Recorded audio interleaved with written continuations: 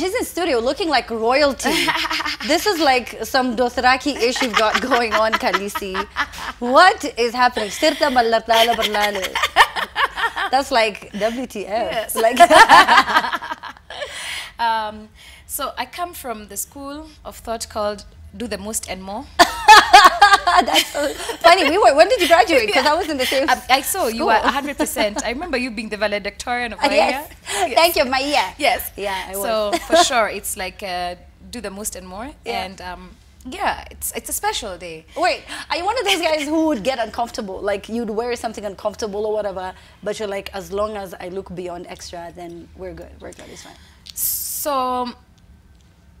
So like technically, I don't feel like it's too much, but I recognize that some people might be like, huh. But me, I'm just like, hey, it's okay. It's just like adornment. Are you seeing that short?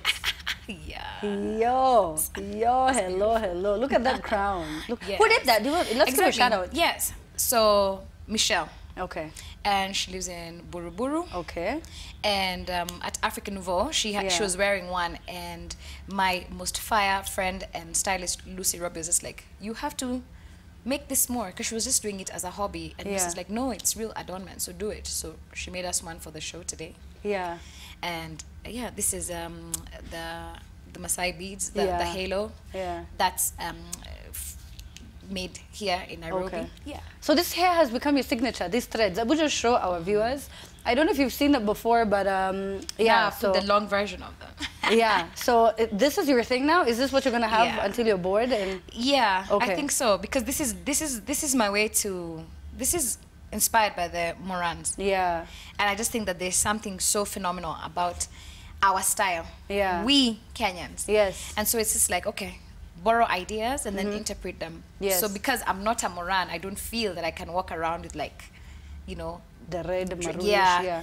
Because, you know, there's also a thing for like having respect for what it means in the culture. So it's like, can I see that? Can I borrow the idea? Can I interpret it? Yeah. And then it becomes a talking point. So anywhere I go, they're like, oh, what's your hair? And then I'm like, I'm from Kenya. And now we have a conversation that isn't about like starvation, corruption, and other boring topics. And it's more like about creativity and by boring, I think you mean like sad. And you try, it's like an escape from reality. But yeah, you don't even know where to start. You're just like, whatever, Kenya. Lord, I don't know. But you know, you said it all in Kenyan message, so that should do it for you. Covered. That should do it for you. Now, you know, something that people rarely talk about is you're dating. Yeah. And you've been dating for a long time. Yeah. Is it that, because why don't we know much about him? Like, why do you never share that? Because he's quite chill. Okay. And this is not his scene, like being in the media eye. He's not in the media at all. Right. And then also because it's like, how would that come up? Unless somebody asks me directly, it's not something that, you know, comes up. It's just like, that's my life. That's my real life. Yeah. I have no reason to be bringing it up in a conversation. Yeah. I'll just let it go. Okay, that's fine. Because we just said conversation started and I wanted to be like, oh, have people tried to hit you? And I was like, wait a minute, but she is saying someone.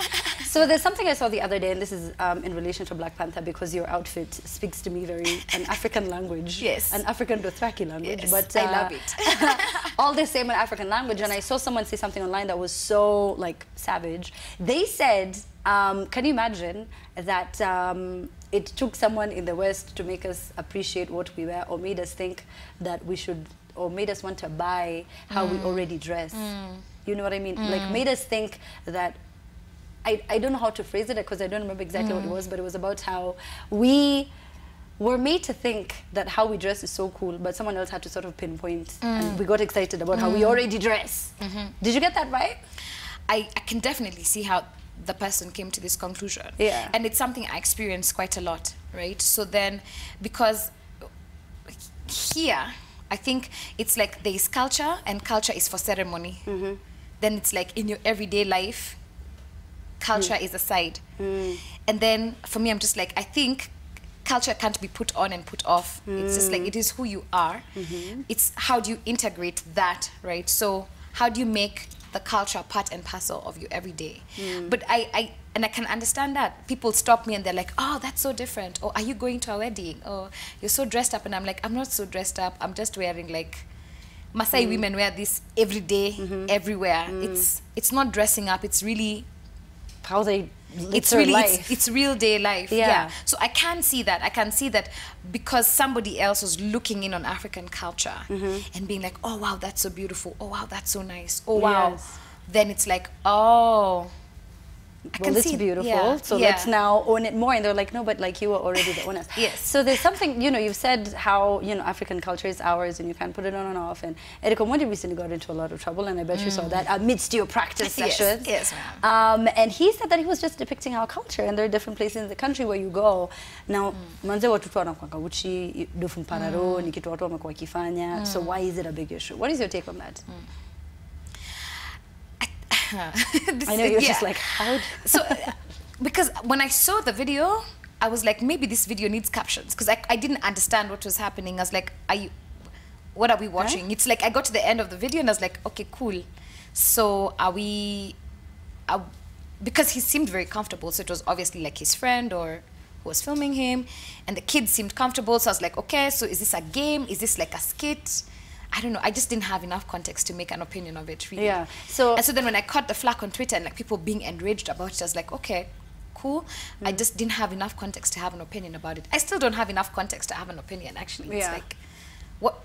Because then even if he was having that experience, then, okay, then why was it put on the internet? Yeah. Because we put no judgment. I just want to understand the context. I just don't have enough context to make a decision about it. So let's talk about something that you have a lot of information about, and that is your album. Yes. She finally out. I think you're like the one artist who's been on the show enough times. How many times do you think you've been on the show? Yeah, I'd say possibly like at least 6, 7, 7 times. Maybe 7.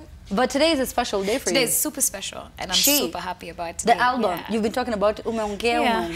Nimewaambia my guys. Hey, so tumesikia. It was walking here. Now, kuanzia 6 a.m. today, you were performing live. Tell us about your day. Yeah, so I had an amazing day. So we played an all-day concert on Homeboys Radio, and we performed live on each show, and they broadcast the concert live on the radio, and we had so many people joining us, and then we were live streaming it on my Facebook page, on Homeboy's Facebook page, so you can still go and catch it. But I think the thing that for me was like super cool was to hear the way the music then translates live on the radio, and it sounds like the recording, because like we're tight, we've been working on that, it sounds good, it looked good, and there's a whole bunch of people who are like joining the live stream and being like, oh, and it was such a beautiful experience. It's so good to hear your music played on the radio. Aki, as an artist, is always just like, I can't believe. Do you? Oh, you don't get over it? You don't like?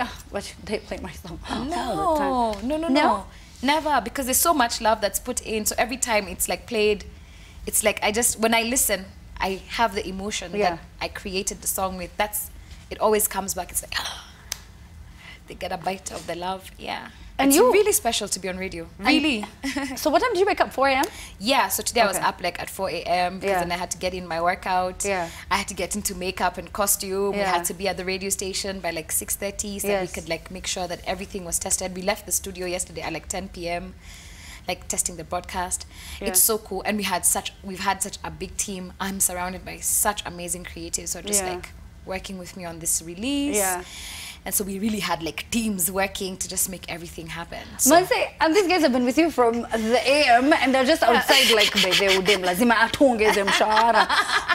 you know what I mean? And you know, you had a lot of feedback on social media, and everyone was like, oh my gosh, I can't believe what you did, because no one's ever done something like that. No one's ever done that. And you've done this before. I mean, you've not performed live throughout the day, but released your album live on radio while performing it live. Yes.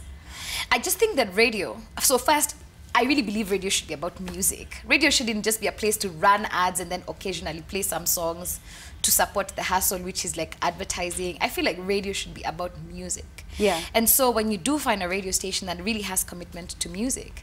So the first time when we tested this concept, we're like, we're going to have a concert. I couldn't imagine what it would sound like at home to listen to a concert, but it's kind of like listening to a football game, actually. There's a certain thrill and a certain joy because you have to recreate for yourself like the visual, and like then as the person who's performing, I have to really storytell to keep you engaged even if you can't see. So after that, I was just hooked, and I was just like, I can't wait to do something extra like that again. So when this came through and we spoke with Homeboys, I'm like, Absolutely. In fact, now this time you should break it up so that the whole day, if somebody doesn't catch you at 1 hour, they can catch you in another hour. Yeah. So we were able to carry the station the whole day. It's been so beautiful. That is insane. Yeah. All right, so now we do have Anne, who's over on the other side, and she's going to be telling us what's happening on social media. The hashtag is Hey Amina, and of course you can @ the trend live. And I feel like this camera has zoomed into my nose. Like, I don't know what you guys are seeing at home, but yeah. So Anne is on the other side. Anne. You're safe. You're fine. Anyway, Kevin Atokoye says the unique style she has, especially the hair, fashion is what makes people look dope. And then we have another one from Slick who says, today MDQ made history as the first Kenyan artist to do what she did at Homeboys Radio. Big up. And then another one from Vicky who says, chunga hizo vitu drama queen ameka kwa kichwa. Mina, you move closer, unaweza poteza jicho. Hata kuja kama ni chopsticks ameka kwa kichwa. Even don't napotezanga too much. Imagine live on air. Imagine live on air. Hey, We have another one from Kenyan Music who says, wow, hands down, she is dope. I mean, she Muthoni Drummer Queen and she the album. Yeah. And then we have another one from Edward who says, MDQ, this mama always killing it with the vibe, flow and style. Always dopest, if not dope. And then another one here from Dr. Schmidt who says, Muthoni Drummer Queen is just on another level, unpredictable, creative, originality, 100%. Hashtag Hey Amina. And then another one here from Nima who says, MDQ is always on a high when it comes to her fashion, nothing but love. And one last one here from the media guy who says, MDQ has the sun and the entire color wheel on her head. Love the music though. All. Yes. Of course. So you've got Luseka who's asking, there's too much similarity between you and Missy Elliott. And yes, especially in your video style, your rhythm and song arrangement. Indeed. I don't think so. I mean, first, that's a humongous compliment. If you see me and like you hear something, Missy Elliott, oh my God, thank you. Missy is incredible. She is irreplaceable. The thing that she brought to music and continues to bring to music, it's irreplaceable. And there's some artists who come like that. They're like kind of once in a lifetime. I think, for example, Nazizi is one of those artists also. She's irreplaceable in this music scene, just like the vibe, the flow. So thank you for the compliment. I don't think so though. Okay. I don't think that there's too much. Hardly. Yeah. Hardly. Okay. I think where they're coming from, Cindy Ononeza kuni correct, it's the out of the box thinking. It's like, where did that come from? What is that doing on her head? Like, you know what I mean? And Missy has a lot of that. Yes. And is it normally planned? For you to be like, how weird can we get in this video? I want this to be so crazy. No. But then so number one, this isn't all me. I work with a really tight, really good creative team.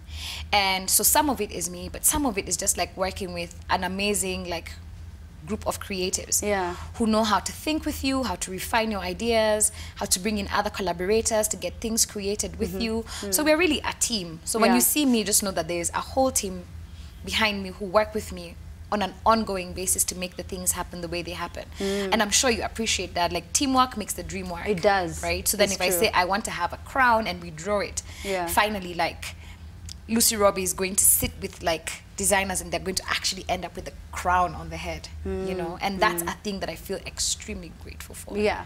And if there's something that I'm really passionate about is, you know, getting young people jobs so that they can change their lives. And I'm about to put you on the spot. It's because I get a lot of DMs and a lot of emails with people who are like almost giving up in life. You know, those ones of like, Manze, how did I do economics and now I'm on board? I got a chick who emailed me that yesterday and I was like, oh my God, I was gutted. So you have African Nouveau, you have Blankets and Wine.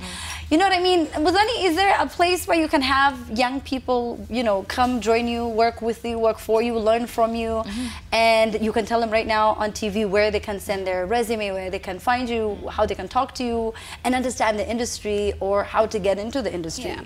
So actually, that you would say that that's a thing that we actively do. So I'll give an example. For African Nouveau, we put out a call, and for that festival, we ended up working with about 38 young volunteers. Our criteria was you must have some version of like event experience. You've organized the school choir. You've some kind of that, right? Exactly. You have to have some skill and some interest. And then from working with 38, about 10 like really stood out for us, and we've put them in an artist program. Oh wow! Because for us, one of the, a talent creative program, because one of the things that we really want to do is to be able to interface for the creative industry. So then you meet all these creatives who are super frustrated because they don't have enough help and they don't know how to like find the right kind of help. Right? And then you have all these people who really want to help and who really want to learn and who really want to grow, and they just don't know how to ask this person, and so now we're doing like connections. Yeah. And we've already connected some designers, some stylists. We've already done the connections. On our team, we've already onboarded 3 people. So just like this is like less than 3 weeks ago we began this program. Okay. So this would be the first one. We want to see how it grows. Because for a fact, I can say for a fact, the creative industry really, really, really, really requires professionals. And it really requires people who want to do the stuff that is non-creative. And so when we do put out the calls and like we put out the calls on our social media, we'll be like, yeah, do you want to work? Yeah. We interface. The thing is though.